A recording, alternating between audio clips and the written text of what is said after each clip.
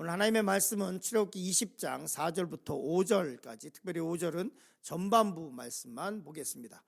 다 같이 출애굽기 20장 4절부터 5절까지의 말씀을 봉독하겠습니다.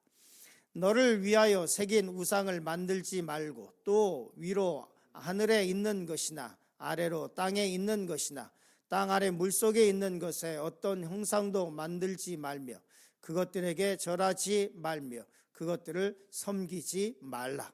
아멘. 우리는 계속해서 아마 이번 주까지 이 출애굽 가운데 있는 이 십계명 말씀을 가지고 은혜를 나누려고 합니다. 오늘은 특별히 두 번째 계명에 대해서 말씀을 나누려고 합니다. 말씀의 제목은 질투하는 하나님이라는 말씀의 제목으로 은혜를 나눌 텐데요. 첫 번째는 만들지 말고 절하지 말라는 말씀을 나누도록 하겠습니다. 십계명을 보면 이 오른쪽에 여러분들의 왼쪽에 있는 것은 이제 한글 십계명이고, 그리고 오른쪽에 있는 말씀은 여러 곳에 보관이 되어 있을 텐데요. 그 이스라엘의 이사야서 원본이 보관되어 있는 히브리 예루살렘에 있는 그 히브리 박물관일 것입니다. 거기에 원본일 텐데요. 저게 이제 십계명 원본입니다. 이 히브리 원본에 보면 이 히브리 원본이 이렇게 보면 알파벳에 따라서 가는 것도 있고, 그러니까 이 성경의 기록을 보면 이 우리처럼 운율을 살리는데요. 특별히 히브리어 알파벳을 알면 그 알파벳의 운문에 따라서 이것을 기록하는 그런 아주 되게 고차원적인 그런 문학적으로 발달된 그런 형식을 취하는 것이 있습니다. 십계명 잘 아시겠지만 이 십계명은 10개의 계명인데 나눠져 있죠. 1부터 4는 하나님과 인간과의 관계고, 그리고 5번째부터 10번째는 이 사람 사이에 있는 것입니다. 그래서 너는 나 외에 다른 신을 내게 두지 말라, 이 말씀을 지난 시간에 말씀드렸지만, 너에게 두지 말라 이 표현보다는 원본의 의미는 내 눈에 띄게 하지 말라라고 하는 표현에 가깝다는 말씀을, 원본은 그렇습니다. 내 눈에 띄게 하지 말라 라는 말씀이라고 말씀을 드렸고요. 그렇게 시작된 이 십계명의 말씀은 그래서 네 번째 안식일을 거룩하게 지켜라, 그렇게 말씀을 하면서 1번부터 4번까지는 이 하나님과의 관계에 대한 것이고, 그리고 5번째는 내 부모를 공경하라로부터 시작해서, 그리고 10번째 내 이웃의 집을 탐하지 말라라고 하는 이 10번째 말씀, 그러니까 인간 사회에 있어서 지켜야 할 계명입니다. 그렇기 때문에 하나님의 말씀을 보면 율법의 정신이 그렇습니다. 항상 율법이 위로만 향하지 않고요, 십자가 형태이죠. 위로는 하나님, 그리고 옆으로는 인간과의 관계에서 지켜야 할 것들을 말씀하고 있습니다. 오늘 말씀 중에서 첫 번째 보면 이렇게 말씀하고 있습니다. 출애굽기 20장 4절 첫 번째 부분에 이렇게 말씀하고 있죠. 너를 위하여 새긴 우상을 만들지 말고 또 위로 하늘에 있는 것이나 아래로 땅에 있는 것이나, 이렇게 말씀하고 있는데요. 성경에 보면 이렇게 분명하게 아주 디테일하게 말씀하시는 게 있습니다. 특별히 우상에 대해서 뭐라고 말씀하고 있냐면 너를 위하여 새긴 우상, 이렇게 말합니다. 사람들은 생각하기를 그 우상을 만들고 그 우상에 대해서 이것이 무슨 신이다 어쩌고저쩌고 하는데, 근데 하나님의 말씀은 분명합니다. 너를 위한 것이다. 그 우상은 너를 위한 것이다 라는 거예요. 우리가 섬김의 대상은, 하나님의 경배의 대상은 나를 위한 것이 아니라 하나님께 예배하기 위한 것이죠. 하나님께 예배하기 위한 거예요. 그는 하나님은 천지를 창조하신 분이시며, 하나님은 나하고는 뭐 비교할 수조차 없는, 하나님의 은혜 아니면 나는 살아갈 수 없는 그 존재로서 하나님께 예배자로 서는 것이잖아요. 그런데 우상이라고 하는 것의 근본적인 것은 뭐냐면 성경은 그냥 분명하게 얘기합니다. 그 아무리 크게 만든 우상이라도 성경은 너를 위해서 만든 것이다. 너를 위해서. 그리고 실제로 너를 위해서 새긴 우상을 만들지 말고 라고 하고 있는데, 두 가지가 딱 있습니다. 두 가지 조건이 있어요. 하나는 만들지 말라. 만들지도 말고, 그리고 뒤에 보면 땅에 있는 것이나, 그리고 계속해서 출애굽기 20장 4절 뒷부분에도 땅 아래 물속에 있는 것에 어떤 형상도 만들지 말며, 이렇게 말씀하고 있습니다. 이스라엘 백성들이 출애굽을 하고 나서 이 사건 이후에 이제 송아지를 만드는 사건이 나오죠. 그리고 그 금송아지를 만들고 뭐라고 불렀냐면 엘로힘이라고 불러요. 그 송아지 자체를 엘로힘. 우리를 엘로힘 하나님의 이름을 갖다 붙여요. 하나님께서는 이 말도 안 되는 얘기라고 해서 이제 모세가 들러 업고 하는 일들이 벌어지게 되잖아요. 이스라엘 백성들이 그 형상을 송아지 형상으로 만들고 그리고 엘로힘이라고 부르고 그 하나님이라고 섬기고 말도 안 되는 일을 할 때 하나님께서는 왜 형상을 만들지 말라고 했느냐? 기본적으로 이것입니다. 첫 번째는 뭐냐면 가장 근본적인 거.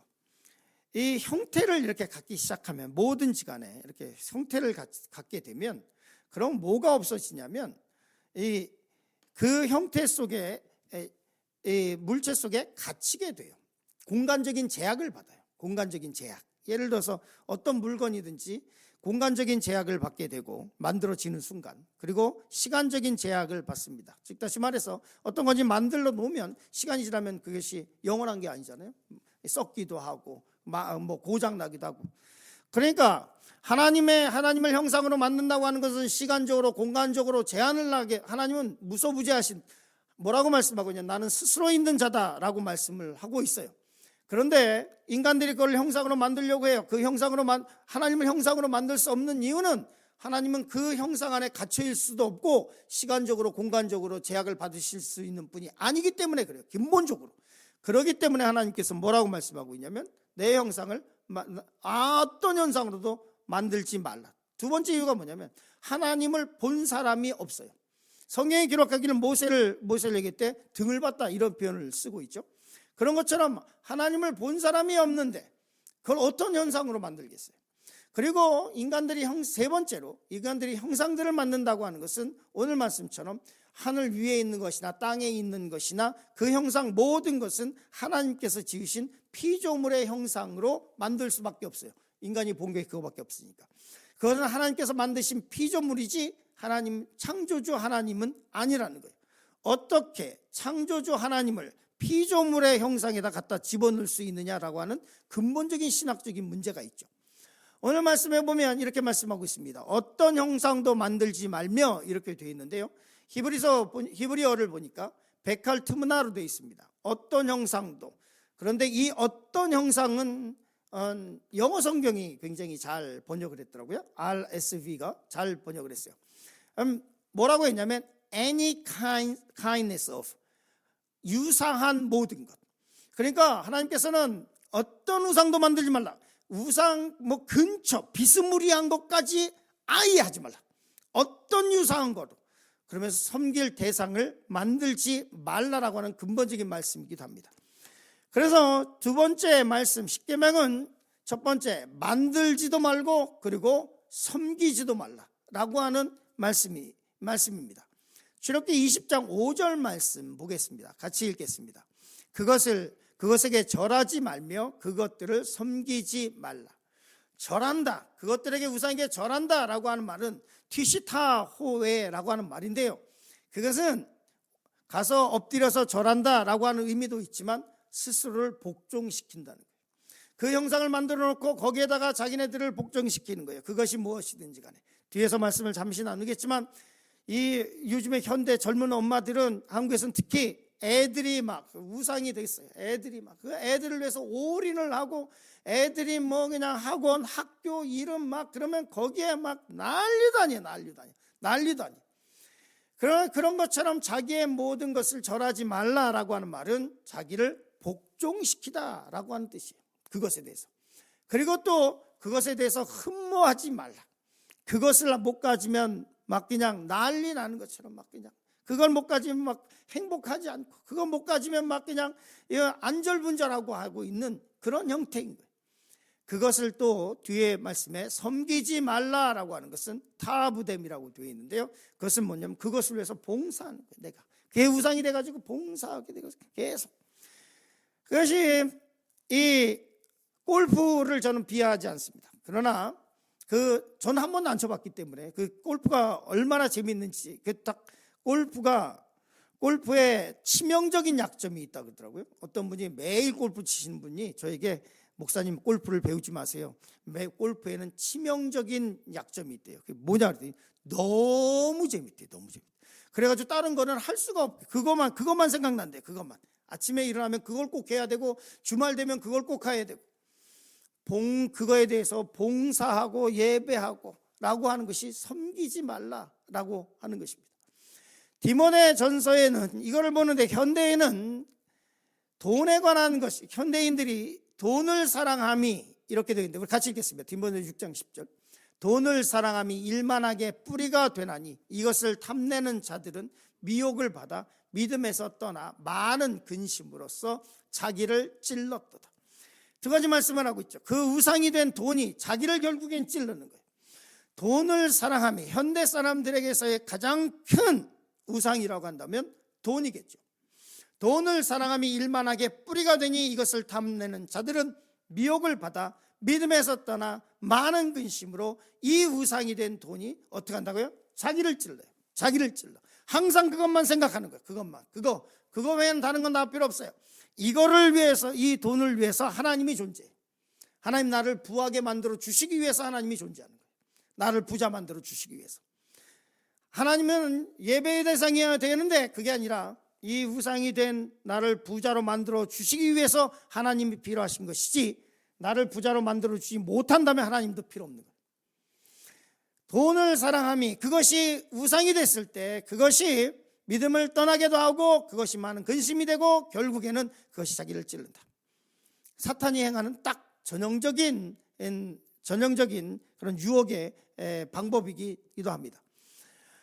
누가복음 12장 15절 말씀 같이 읽겠습니다. 그들에게 이르되 삼가 모든 탐심을 물리치라. 사람의 생명이 그 소유에 넉넉한 데 있지 아니하리라 하시고, 사람의 생명이 내 영혼의 기쁨이 소유의 넉넉함에 있지 않다라고 말씀을 하고 있어요. 현대를 살아가는 모든 사람들, 점점 더 돈이 우상이 되고 있는 사람들에게 하나 성경이 분명히 말씀하는 거예요. 사람의 생명이 그 소유의 넉넉함에 있지 않다라고 말씀을 해요. 이 기도가 우리 성도님들에게 있었으면 좋겠습니다. 같이 읽겠습니다. 잠언 30장 8절 9절. 나를 가난하게 되어 마옵시고 부하게도 마옵시고 오직 필요한 양식으로 나를 먹이시옵소서. 혹 내가 배불러서 하나님을 모른다 여호와가 누구냐 할까 하오며 혹 내가 가난하여 도둑질하고 내 하나님의 이름을 욕되게 할까 두려워함이니라. 이 잠언에서 이렇게 고백합니다. 내가 배불러서 하나님을 모른다 하게도 하지 마시고, 하나님 내가 가난해서 빈궁해서 혹시 도둑질을 하거나 그래서 하나님의 이름을, 하나님의 영광을 가리지 않게 하여 주시옵소서. 이 기도가 우리 현대를 살아가는 그리스도인들의 기도가 되어야 되고 우리 성도들의 기도가 되길 간절히 축원합니다. 짧게 계명을 지키는 자에 대해서 말씀을 나누려고 합니다. 출애굽기 20장 5절 말씀에 보면 이렇게 말씀하고 있습니다. 우리 같이 읽겠습니다. 나 내 하나님 여호와는 질투하는 하나님이신즉